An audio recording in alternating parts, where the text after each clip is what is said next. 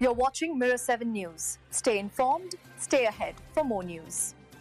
President Trump recently unveiled a new deal with Pfizer that he says will help bring down the cost of prescription drugs for Americans. The centerpiece of this announcement is a government-run website called TrumpRx.gov, where people will be able to buy Pfizer medications directly at discounted prices. According to Pfizer, these discounts could average about 50%.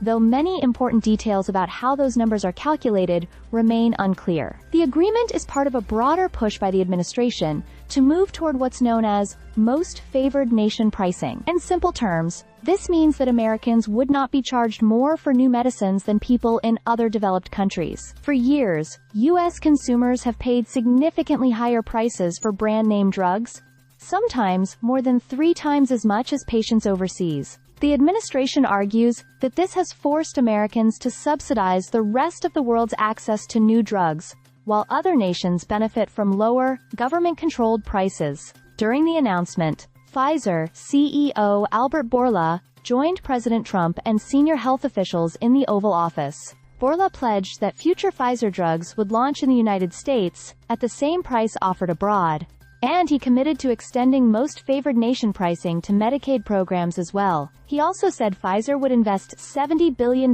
into U.S. manufacturing and research projects, which the administration highlighted as a win for domestic jobs and supply chain security. Still, experts caution that the practical effects of this deal may be far less dramatic than advertised. For one, the TrumpRx.gov discounts will apply mainly to patients who pay out of pocket and do not use insurance. That means many insured consumers may still pay less through their regular pharmacy benefits than they would through the new website. Critics also point out that since Medicaid already negotiates relatively low drug prices, the promise of new savings for low-income patients might not add up to much in reality. Health policy specialists, like Harvard's Amit Sarpatwari, suggest that this move is more symbolic than transformative.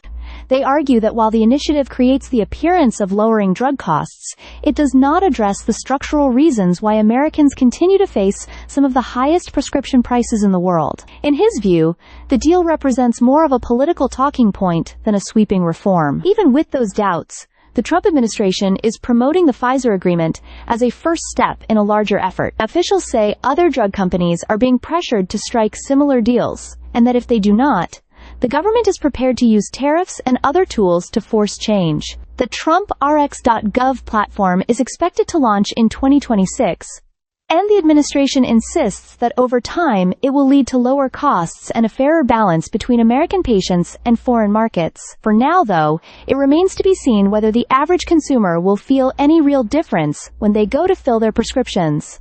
Stay subscribed for more videos.